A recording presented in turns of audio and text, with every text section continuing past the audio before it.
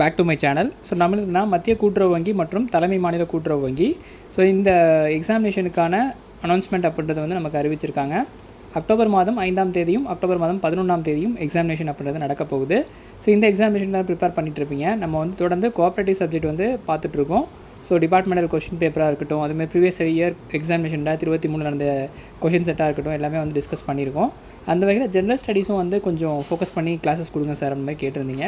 So GS டாப்பிக்கில் எதெல்லாம் இம்பார்ட்டன்ஸாக இருக்கோ அதை மட்டும் நம்ம வீடியோஸில் வந்து பார்க்கலாம். ஸோ இதை பார்க்கறதுக்கு நம்ம சேனல் நீங்கள் சப்ஸ்கிரைப் பண்ணால் சப்ஸ்கிரைப் பண்ணிவிட்டு வாங்க. இந்த எக்ஸாமினேஷனுக்கான ஸ்டடி மெட்டீரியல், ஸோ எஸ்ஆர்பி மற்றும் மத்திய கூட்டுறவு வங்கிக்கான எக்ஸாமினேஷன் ஸ்டடி மெட்டீரியல் அப்படின்றது நம்மகிட்ட ஃபுல்லி அவைலபிள் இருக்குது. தமிழ் ஜென்ரல் ஸ்டடீஸ் ப்ளஸ் வந்து கோஆப்ரேட்டிவ் புக்ஸ் மொத்தம் 6 புத்தகங்கள் அப்படின்றத நம்ம வந்து கொடுக்குறோம். இதை நீங்கள் பேஸ் பண்ணி படித்தாலே எக்ஸாமினேஷன் கிராக் பண்ணுறதுக்கு போதுமான உங்களுக்கு வந்து இது கிடைக்கும். ஸோ அதை தாண்டி இன்டர்வியூ வரைக்கும் ஃபுல் கைடன்ஸ் அப்படின்றது வந்து கொடுக்குறோம். ஃபர்ஸ்ட் ஆஃப் ஆல் இந்த எக்ஸாமினேஷன் பொறுத்தளவுக்கு நமக்கு ரிட்டன் எக்ஸாமினேஷன் இன்டர்வியூன்றது 2 ரவுண்ட் இருக்குது. ரிட்டன் எக்ஸாமினேஷன் பொறுத்தளவுக்கு 170 மதிப்பெண்களுக்கும் இன்டர்வியூ 30 மதிப்பெண்களுக்கும் நடக்குது. 200 கேள்விகள் 170 மதிப்பெண்கள் அப்படின்ற மாதிரி தான் வச்சுருக்காங்க பேட்டர்ன். ஸோ இன்டர்வியூக்கு 30 மதிப்பெண்கள் அப்படின்னு சொல்லியிருக்காங்க. ஸோ அதனால் ரிட்டன் எக்ஸாமினேஷன் எவ்வளோ ஃபோக்கஸ் பண்ணுறீங்களோ அதுதான் உங்களுக்கான சக்ஸஸ் வெற்றி வாய்ப்பை வந்து தரப்போகுது. அதனால் ஜெனரல் ஸ்டடீஸ்க்கும் ஒன்று இம்பார்ட்டன்ஸ் கொடுத்து படிங்க. அதேமாதிரி நம்ம மார்னிங்கும் வந்து இன்னொரு சேனலில் வந்து சொல்லியிருந்தோம், ஆப்டிடியூடு ரீசனிங் வந்து 50 கேள்விகளான்னு நிறைய பேர் கேட்குறீங்க. ஸோ அந்தளவுக்கு வந்து 50 கேள்விகள்ன்றது கிடையாது. 20 கேள்விகள், அதிகபட்சமாக 25 கேள்விகள், அதை தாண்டி கேட்கறதுக்கான வாய்ப்புகள்ன்றது கிடையாது. இயர்லி வந்து இந்த மாதிரியான ரூமர்ஸ் அப்படின்றது தொடர்ந்து ஸ்ப்ரெட் ஆகிட்டே தான் இருக்குது. இந்த டாப்பிக்கில் அதிகமாக கேட்பாங்களா அப்படின்ற மாதிரிலாம் ஏதாவது ஒரு விஷயத்தை வந்து ஸ்ப்ரெட் பண்ணி விட்டுட்டு அவங்க வந்து சைலண்ட்டாக எக்ஸாமினேஷன் ப்ரிப்பேர் பண்ணிகிட்டு இருப்பாங்க. ஸோ நீங்கள் வந்து இந்த டவுட்லேயே 50 கேள்வின்னு சொல்லிட்டு அந்த கொஷின்ஸை வந்து விட்டுருவீங்க. அதனால் என்னென்ன டாப்பிக்கில் வந்து இம்பார்ட்டன்ஸ் கொடுக்கணும் சிலபஸ்லேயே கொடுத்துருக்காங்க. அது சிலபஸை பார்த்துட்டு டேரெக்டாக நீங்கள் ப்ரிப்பேர் பண்ணிவிட்டு போக வேண்டியதான். ஸோ எந்த டாப்பிக்கில் இவ்வளோ கொஷின்ஸ் அப்படின்றத நீங்களே வந்து எக்ஸ்பெக்ட் பண்ணாதீங்க. நம்ம கொடுத்துருக்கோம் அப்படின்னா ஒரு அனாலிசிஸ் பண்ணியிருக்கோம். ஸோ வந்து எக்ஸ்பெக்டேஷன் படி இப்படி இருக்கும்ன்றதை நம்ம ஒரு வீடியோவில் வந்து கொடுத்துருந்தோம். அதையும் நான் வந்து சொல்லியிருக்கேன் வீடியோவில். இதை வந்து ஷோராக வந்து வருன்றது கிடையாது. இந்த கேள்விகள் இதனை கேட்கலாம், இதை விட கூடுதலாக கேட்பாங்க அப்படின்ற மாதிரி தான் நம்ம மென்ஷன் பண்ணி தனியாக வீடியோ போட்டிருக்கோம். ஸோ அதனால் அதெல்லாம் வந்து பாருங்கள். எக்ஸாமினேஷன் பாயிண்ட் ஆஃப் வியூவில் மட்டும் ஃபுல் கைடன்ஸ் நம்ம தொடர்ந்து கொடுத்துட்டே இருக்கோம். ஸோ இன்றைக்கி வந்து சயின்ஸு ஜெனரல் ஸ்டடீஸில் உள்ள இம்பார்ட்டண்ட்டாக இருக்கிற டாபிக்ஸை வந்து பார்க்கலாம். நாளமில்லா சுரப்பிகள் அதனுடைய இருப்பிடம் என்ன அப்படின்றத வந்து பார்க்கலாம். நாளமில்லா சுரப்பிகளுக்கு பார்த்திங்கன்னா பிட்யூட்ரி சுரப்பி மூளையினுடைய அடிப்பகுதி, ஃபீனியல் சுரப்பின்னு பார்த்திங்கன்னா மூளையினுடைய அடிப்பகுதி. அடுத்தது தைராய்டு சுரப்பி அப்படின்றது கழுத்து பகுதியில் இருக்குது. தைமஸ் சுரப்பி அப்படின்றது மார்பு கூடில் இருக்குது. அட்ரலின் சுரப்பி வந்து பார்த்திங்கன்னா சிறுநீரகத்தின் மேல் பகுதியில் இருக்குது. கணையம் அப்படின்னா வயிற்றின் அடிப்பகுதியில் இருக்குது. இனப்பெருக்க உறுப்புகள் வந்து இடுப்பு குழியில் இருக்குது. ஸோ இந்த சுரப்பிகள் வந்து பார்த்திங்கன்னா நாளமில்லா சுரப்பிகள் அப்படின்னு சொல்லுவாங்க. அதனுடைய இருப்பிடங்களை வந்து நம்ம பார்த்துருக்கோம். அடுத்தது செல், அதனுடைய பணிகள். நம்ம செல்லு வந்து என்னென்ன பணிகளை வந்து மேற்கொள்ளுது, என்ன இதில் வந்து இருக்குன்றதை பார்க்கலாம். சைட்டோபிளாசம், செல்லினுடைய உடல் அமைப்பு பார்த்திங்கன்னா சைட்டோபிளாசம், அது செல்லினுடைய நகரும் பகுதி. மைட்டோகாண்ட்ரியா அப்படின்றது செல்லினுடைய ஆற்றல் மையம். பசுங்கணிகம் அப்படின்றது செல்லினுடைய உணவு தொழிற்சாலை. நுண்குமிழ்கள் அப்படின்றது சேமிப்பு கிடங்கு.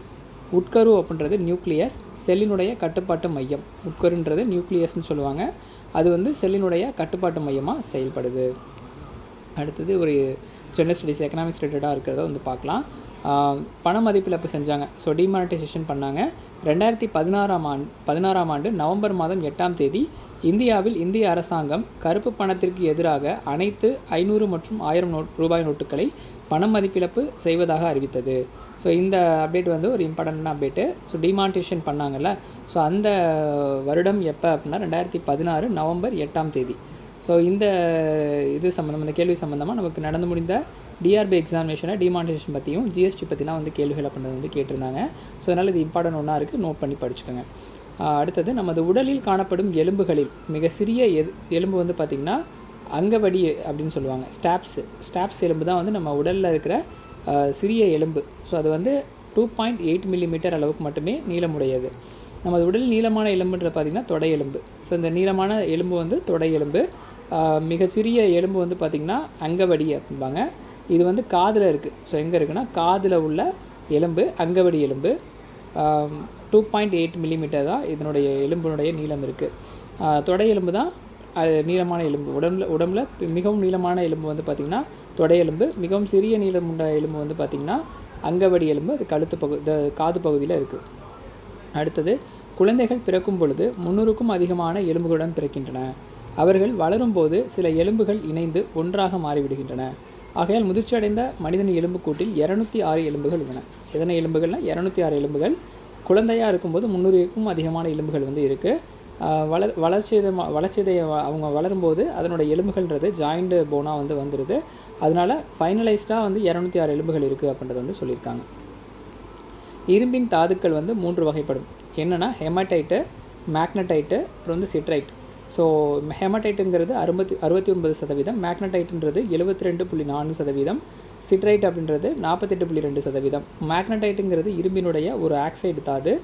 அதன் வாய்ப்பாடு வந்து பார்த்திங்கன்னா Fe304. இவற்றில் மேக்னடைட் அதிகமான காந்த பண்பினை பெற்றுள்ளது. இதில் வந்து மேக்னடைட்டுங்கிறது அதிகமான காந்த பண்பினை வந்து பெற்றிருக்கிறது. ஸோ அடுத்தது மதுரை கொண்டான் அப்படின்னு யாரை சொல்கிறோன்னா முதலாம் பராந்தகன். ஜெயம் கொண்டான் அப்படின்றத வந்து யாரை குறிப்பிடுறோன்னு பார்த்திங்கன்னா முதலாம் ராஜராஜன். கங்கை கொண்டான் அப்படின்றவங்கள வந்து பார்த்திங்கன்னா முதலாம் ராஜேந்திரன். ஸோ இது ஃபுல்லாகவே வந்து பார்த்திங்கன்னா எக்ஸாம் பாயிண்ட் ஆஃப் வியூவில் நம்ம எடுத்துருக்கிற நோட்ஸு. ஸோ இதில் வந்து ரிப்பீட்டட் கொஷின்ஸாகவும் நமக்கு எக்ஸாமினேஷன் பாயிண்ட் ஆஃப் வியூவில் கேட்கலாம். இந்த நோட்ஸை வந்து நோட் பண்ணி வச்சுட்டு நீங்கள் எக்ஸாம் ப்ரிப்பேர் பண்ணுங்கள். இதனுடைய இது வந்து பார்த்திங்கன்னா நம்ம தொடர்ந்து அடுத்தடுத்த வீடியோவில் பார்ட் வைஸாக வந்து பார்க்கலாம். தொடர்ந்து சேனலையும் ஃபாலோ பண்ணுங்கள். ஜென்ரல் ஸ்டடீஸ் தமிழ்ன்றதை அடுத்தது டிஸ்கஸ் பண்ணலாம். நன்றி, வணக்கம். ஸ்டடி மெட்டீரியல் வேணுங்கிறவங்க டிஸ்கிரிப்ஷனில் வாட்ஸ்அப் நம்பருக்கு வாட்ஸ்அப் பண்ணிவிட்டு புக்ஸ் வந்து பர்ச்சேஸ் பண்ணிக்கலாம்.